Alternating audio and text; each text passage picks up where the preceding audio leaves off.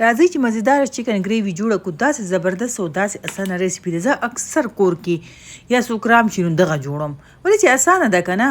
او دا تقریبا زه وایم چې هر څوک لکه چې دا جوړوي.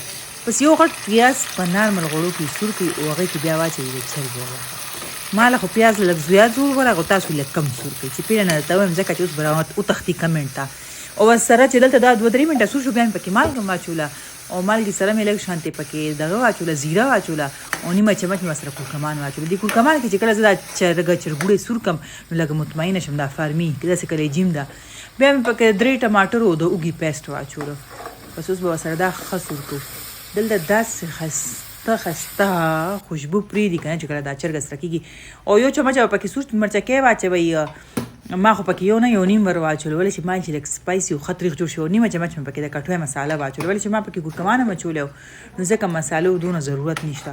بس دې کې به مې داسې 3 نه 4 منټه سره کړو. ډکن مې پکې خو منځ کې هم زه ګورم او که چا هېره کړه نو لاندې کټوۍ ولګېږي او اوس وځېږي. بیا داسې مه کوئ. ښه دلته وګورئ. بس دلته کې مې دا چې دی داسې 4-5 منټه دا مساله ښه سره شوه نو ورسره مې د دنیا ډنډیانې واچولې. ډنډیانې خو پېژنئ، هغه دنیا سر مې کېښو ما لوستو پې اچوم. او دا 3-4 چمچ مې پکې ماسته واچوله. د مستو سره د ټماټرو کمی پوره شي. لکه دا اوس تاسو کړایي په تورم خوړې شي وګورئ لاندې رانه ولګېده. تاسو ته زه دونه صفایي سره هر څه ښیم. دا راته یم چې بې غوره کېږئ به نه. نو بس دلته مې په بیا ډکن کېښو خو اوس ورته ولاړه وم د نظم نه.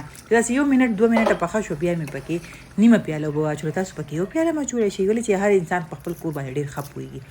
اوس بیا به پکې دا دنیا به پکې بیا ور واچو. د کټوۍ شان دنیا او شنه مرچکي دا چې پکې څوک نه اچوي که نه زه وایم سره کټوۍ نه پخوي. او رښتیا اوږه او ادرک هم دا ځینې خلک چې دي که نه کټوۍ پخوي سالن پخوي خو بس اوږه او ادرک نه پېژني. وایي خدایه نو دې ته وي ځان خلاصوله. او چې کومه ښځه ډېره ایکسپرټ او تکړه وي ځان ته قابله وي د بغیر د اوږې او د دنیا او د ادرکو بغیر سالن نه پخولی شي. دا ولې مزیدار سالن تیار